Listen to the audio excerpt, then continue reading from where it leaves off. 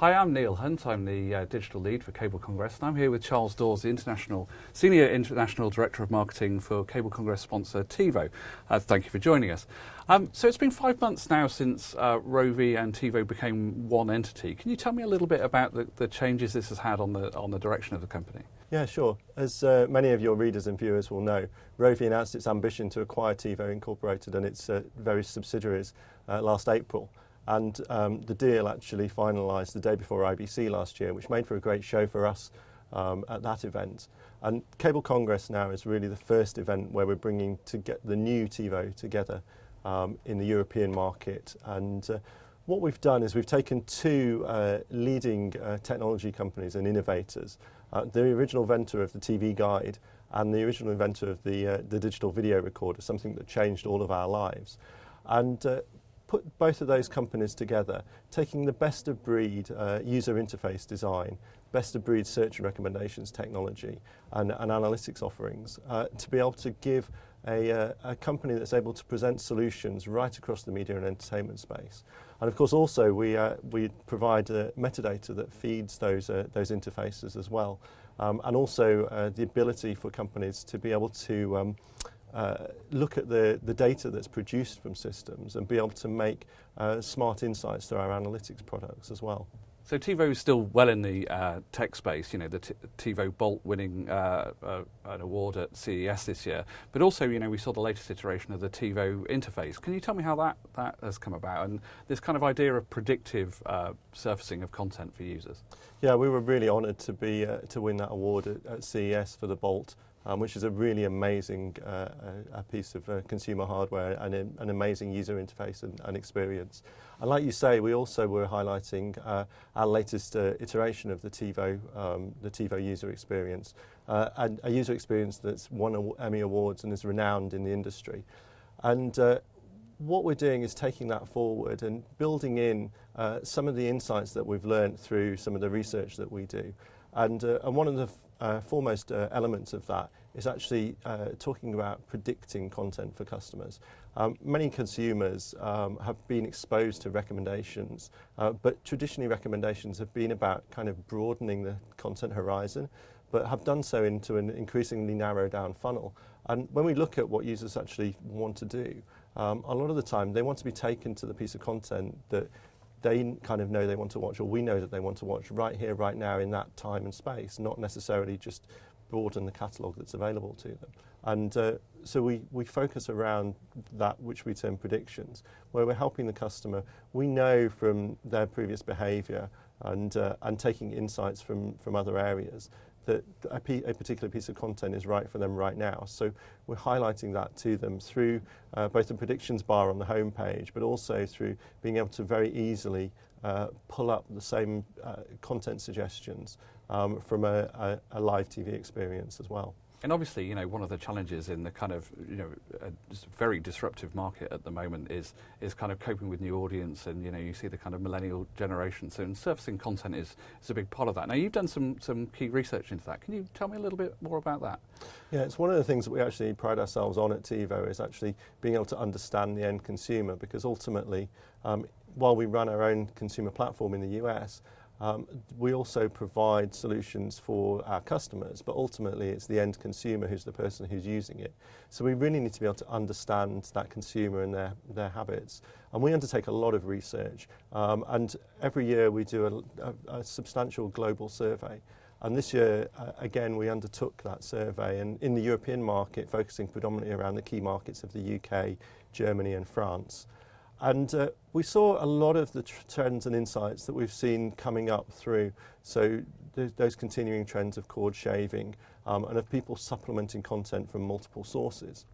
And some of the things that we saw was particularly around the pay TV subscribers and OTT subscribers who are supplementing their content sources. And one of the things that we saw was 58% of people actually saying that they had at least one OTT subscription service that allowed OTT streaming of content.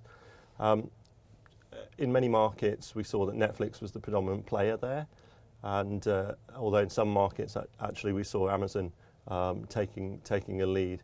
A lot of that is obviously dependent on the content that's available on those services. So having actually all of these additional content sources, one of the things that we've realised at TiVo for a long time is the need to have access to a single content discovery system that gives you the access to that content irrespective of where it's coming from.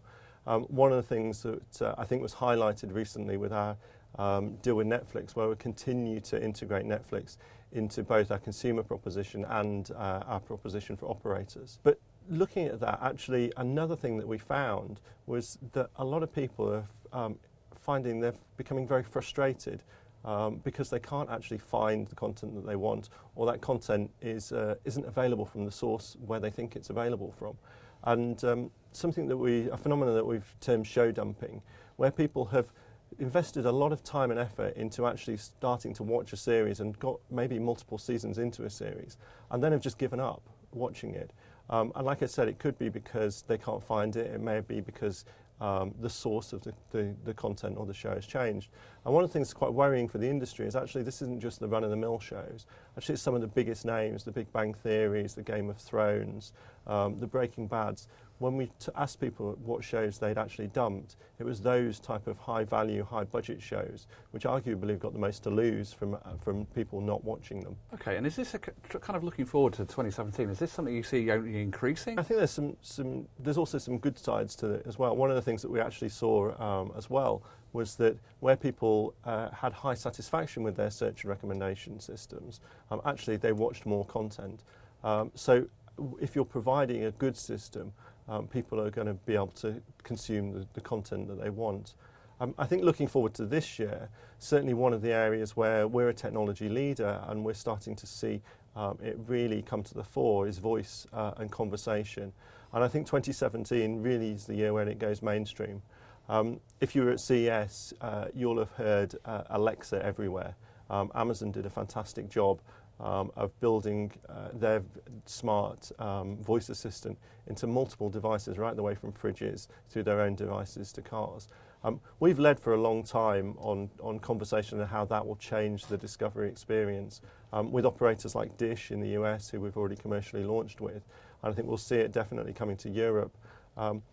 Being able to actually just say what you want to say, and the system through the NLU, natural language understanding, and AI, artificial intelligence agents that sit behind it, to be able to take that, understand the context of what you're saying, and to be able to deliver you the results, really changes the way that we search and discover content. I mean, there's nothing more simple than being able to just say a title or say an actor. But not even that, actually be able to know some of the facts about it. So you may know that Tom Hanks was in a film and that he spoke to a volleyball, and then you're going to get Castaway. But you didn't need to know that Castaway was the title. I see. So I think as more and more people are exposed to that kind of technology through some of the more mainstream consumer devices, we're going to see that coming to the fore a lot more in the pay TV space as well, because it really does, in my experience, totally simplify discovery. You no longer have to search for search, and you don't really have to go through that cumbersome experience of trying to type in something on either through the remote control or an on-screen keypad. Okay, and then you're a sponsor of Cable Congress.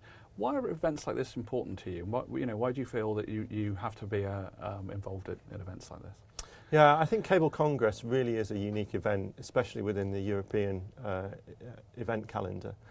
It's the one place where you can meet people and executives from right across the cable sector, from C-level right at the very top, through all of the key decision makers.